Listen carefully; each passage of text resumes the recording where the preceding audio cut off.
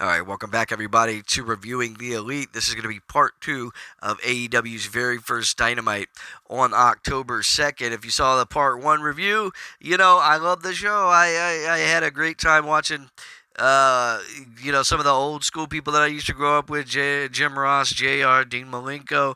I thought I even saw Tully Blanchard out there at some point.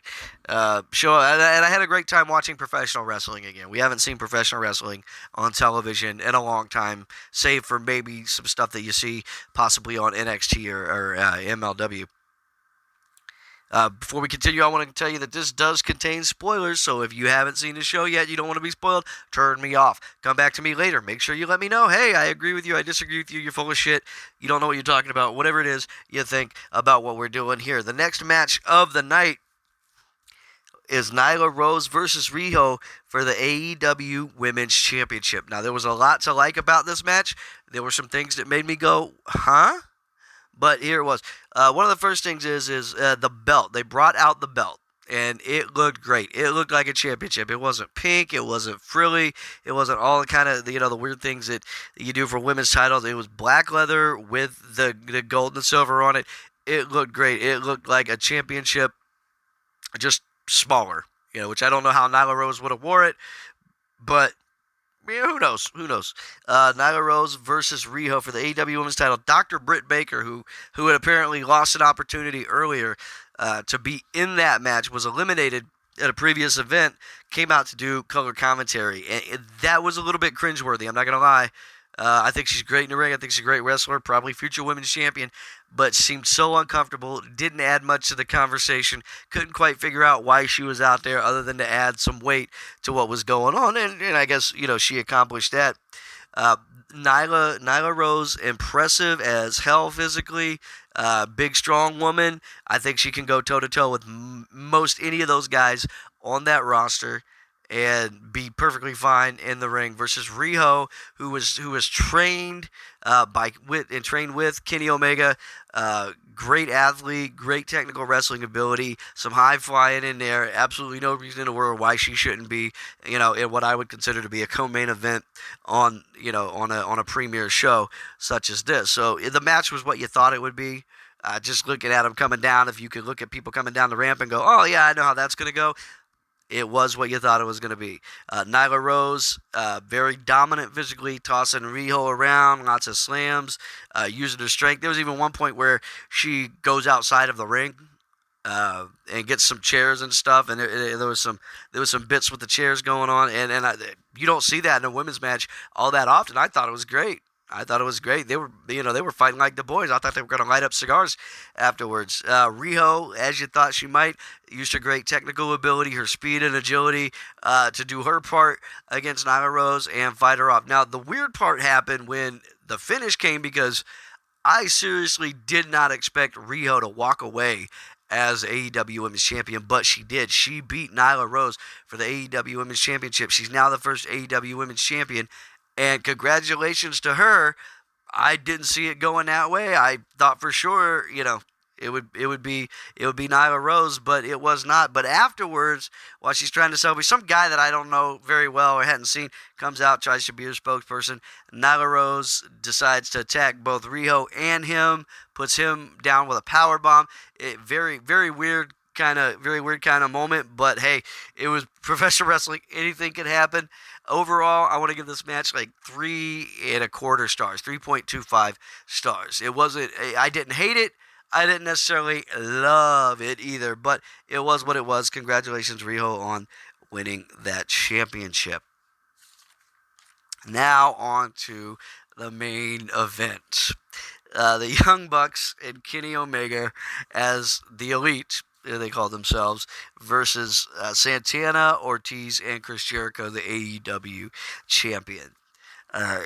They build this as a big six-man tag. We talked in part one about how tag team is going to be a staple, so it made sense. Let's go ahead, put this out there as our first main event. And the match, you kind of did what you thought. You have this group of young people in there that wrestle the way that they do, that have the skills that they do, and it was what you thought. It was some high-impact, crowd-pleasing shit.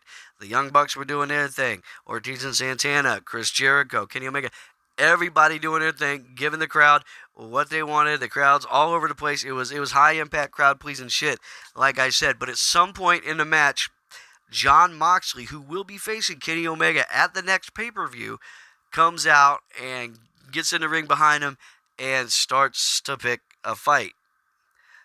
Couldn't wait to the end of the match. Oh, no. He had to do it in the middle of the match. So before you know it, the camera cuts away, and now the camera's cutting to Jon Moxley and Kenny Omega fighting their way to the back. There was some business with a mop, and then they wind up in the VIP area where they're going through glass tables. Now, this is all well and good, but I'm trying to watch the main event. And the camera, they didn't use the picture-in-picture feature that they were using earlier in the night so that you keep track of two things. Everything was cut away to Moxley and Omega, and you really didn't know what was going on in the ring. And I'm sitting here like, okay, I get this, but what's going on in the ring? I want to see what's happening in the ring, too. When they finally cut back, at this point, the Young Bucks are left to their own devices. It was 2-on-3, and the Young Bucks, they fought back, but they just couldn't hold it. Chris Jericho, Santana, and Ortiz wind up winning that match. But the show doesn't end on that. It gets a little bit better now as Cody Rhodes comes out to attack Chris Jericho to give him a little payback for what happened earlier in the night. Sammy Guevara comes out, and then he kicks Cody Rhodes in the balls. And then Dustin Rhodes comes out and kicks Sammy Guevara in the balls. And then the big reveal of Jake Hager, a.k.a. Jack Swagger. So there's all this fighting going on in the ring. There's bodies being tossed around. Everything's happening. It's bizarre. It's bizarro, but the fans are loving it. I'm loving it. I'm sitting on the edge of my seat going, hell yeah, go get him. Go. And then you start to see what's going on. You start to see where they're heading with this. And Chris Jericho, Jake Hager, Sammy Guevara, those guys, they're all holding onto the ring, and they're standing over top of the bodies of guys like Dustin, Cody Rhodes, Young Bucks, and you start to see, could this be the very first faction forming of the AEW? You know, so you start to ask your questions. What are they going to call themselves? What are they going to do? Very exciting time, very exciting moment. Professional wrestling is back. I want to be able to rate that main event match, but you know what? I can't, because we missed most of it. Because they were cut away to Moxley and Omega.